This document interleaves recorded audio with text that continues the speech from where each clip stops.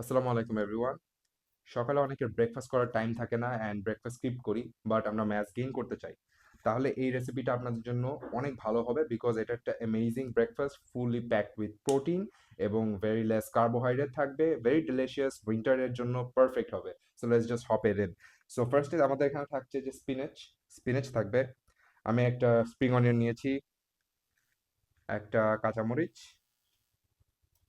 পেঁয়াজ, রসুন এক কোয়া, আর দুটো ডিম। লাস্টে আমি আরেকটা জিনিস দিব। So let's just chop it out.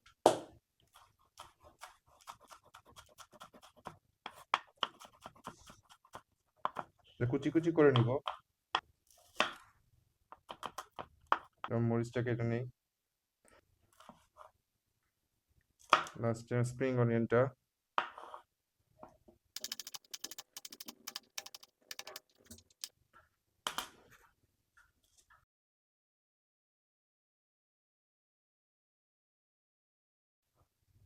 আমার চপিং ডান।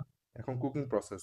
প্রথমে প্যানে একটু বাটার আমরা দিয়ে দিব, বাটার বা ঘি। আমি ঘি দিচ্ছি। আমরা একে একে যা চপ করেছিলাম সব দিয়ে দিব, আস্তে আস্তে ঢেলে দিয়ে দিব। জাস্ট একটু পিঞ্চ অফ সল্ট আর একটু ব্ল্যাক পেপারও দিয়ে দিলাম। দিয়ে আর একটু নাড়াচাড়া দিয়ে তারপর আমরা চুলা বন্ধ করে দিয়ে আমরা এটা নামিয়ে ফেলবো। প্যানে আর একটু বাটার রাব করে দিব। সো আমরা দুইটা ডিম নিয়েছিলাম, যেটা এই দুটো বাটিতে নিয়ে নিব। বাটিতে নিয়ে পিঞ্চ অফ সল্ট দিব, ডিমটা দিয়ে দিব ফ্রাই প্যানে। ডিমটা ফ্রাই প্যানে দিয়ে দেওয়ার পরে আমি যেই ইটা করেছিলাম ওইটার উপরে দিয়ে দিব, তখন যেটা বাটিতে উঠিয়েছিলাম। একটু ব্ল্যাক পেপার দিয়ে দিব আর একটু অরিগানো দিব।